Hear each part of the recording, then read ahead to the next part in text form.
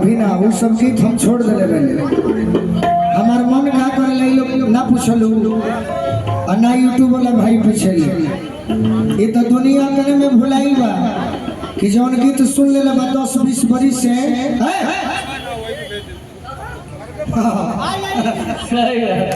उहे गीत के लपेटले रहत लोग, हमहू लपेटले रहिला। बाकी कब ई सब ऐसे गाँव में रहले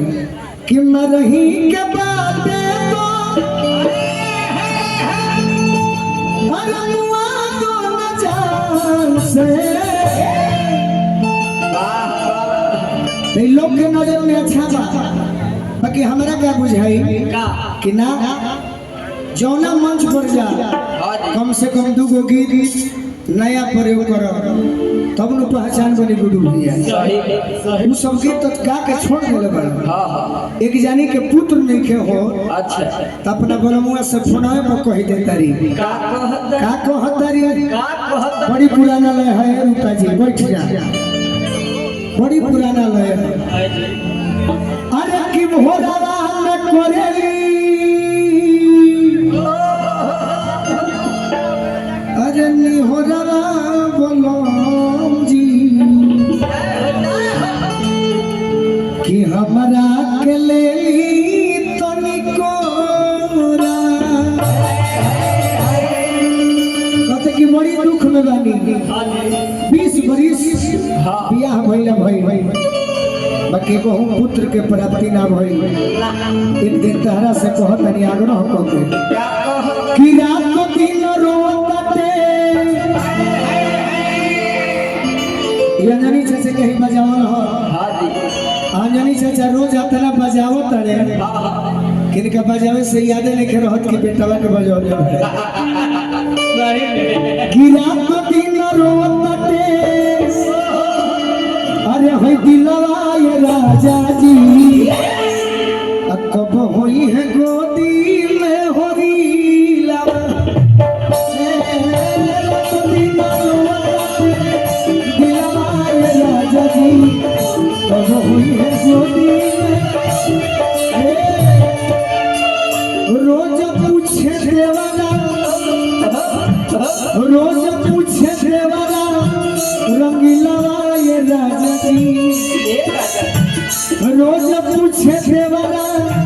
रंगीला ये राजा जी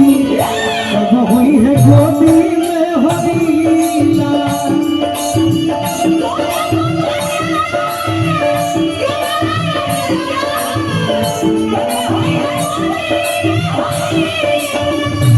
रोज पूछे देवाना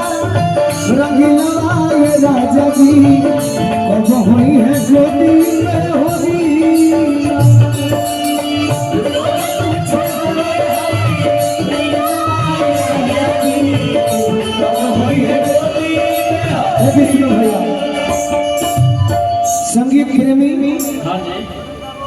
संगीत प्रेमी के चिन्हेला जे व्यवहारिक आदमी होला जे जाने लगी हमारी फलानवा आदमी फलानवा भैया हमारे गीत संगीत सुने ले इंतजार में रहले कि बबुआ कम क्षेत्र में प्रोग्राम होई उहे हमार अंजनी चाचा टुनटुन भैया हो कि हमार गीत संगीत के इंतजार में रहले। टुनटुन भैया के एगो माला पहना के स्वागत करो। ऐसे कि ऐसा संगीत प्रेमी बहुत कम मिले बाकी तो सब कलाकार के सुने के बाद टुनटुन भैया की ओर से आशीर्वाद मिलल मेहरारू को हद दिया अरे रात दिन रोते दिलवा ये राजा जी कब होई है गोदी में होरीला रात दिन रोते दिलवा ये राजा जी कब होई है गोदी नहीं जाना अंजनी चाचा प्रभाकर राय जी ग्राम सला से आशीर्वाद दिले वाली एगो हमारे बचपन के मित्र जो अरुण भैया के चलते ही वो भारी गाना सुनत रहले हमारा बहन के बियाह में बोला बोला के आज से 10 साल पहले भैरो मारो कौन गाना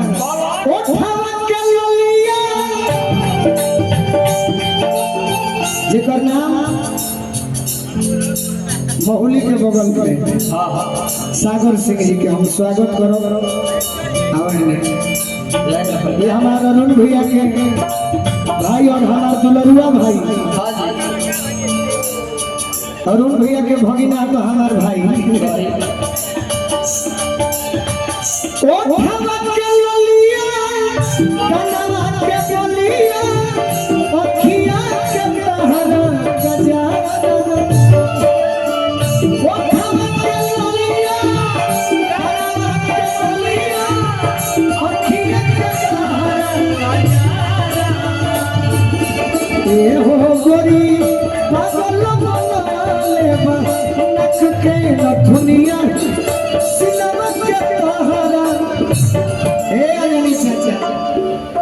देखिए भोजपुरी के धरोहर आई बड़े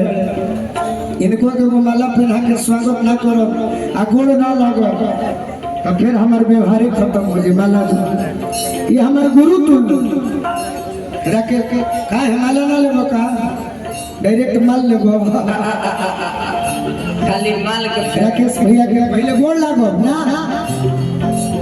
हमरो कुछ अच्छी बात है कि मेरा छोटा बाबू जो है वो दिन रात माल को ध्यान रखता है, पैसा अच्छा कमाता है और उतना ही प्यारा भी है। और सबसे अच्छी बात है कि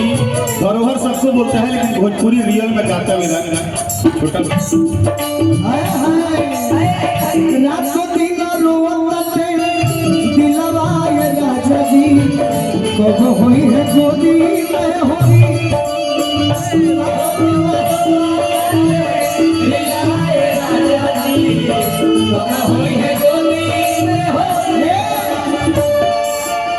कहिए राजा जी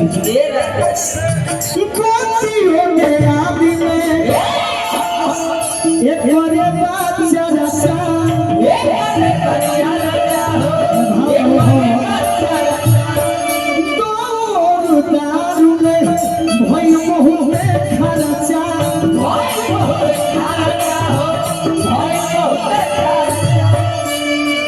सोझा के सहेली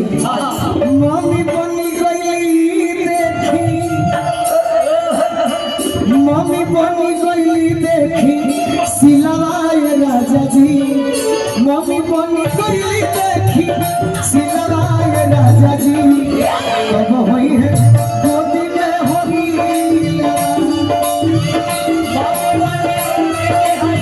सिलवाए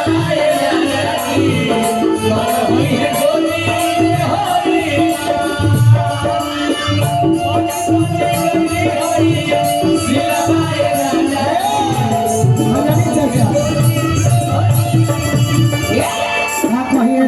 भौजी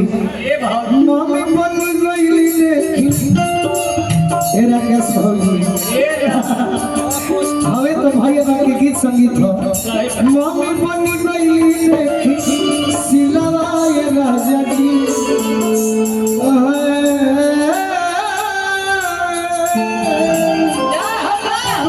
मम्मी बनी गई देखी सिलवाए राजा जी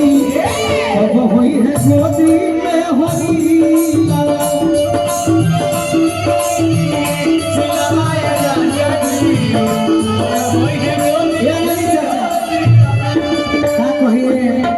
का कहिए रखे सखी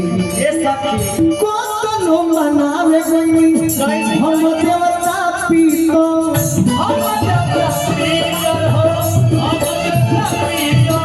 कुछ हो तो नहीं है कोठिया में भीतर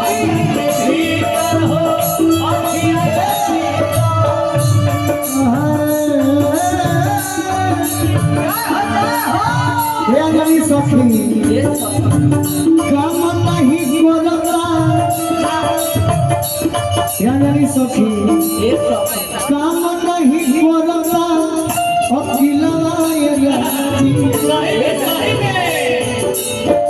काम नहीं करता राजा जी कब होई है गोदी चौगुन होई ऐसे बढ़िया कुछ बाका कि है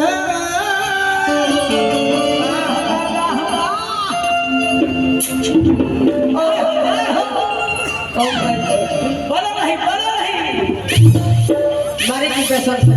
काम नहीं करता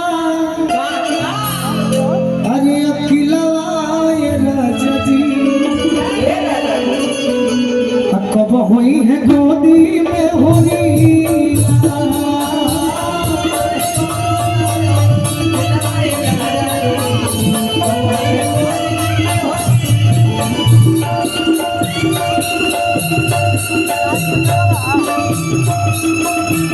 हाँ भैया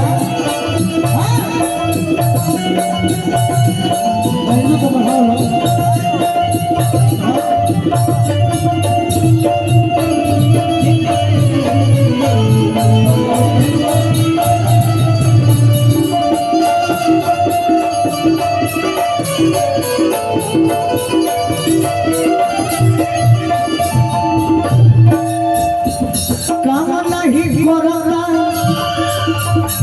काम नहीं करता अखिलवाए राजा जी कब हुई है गोदी में होली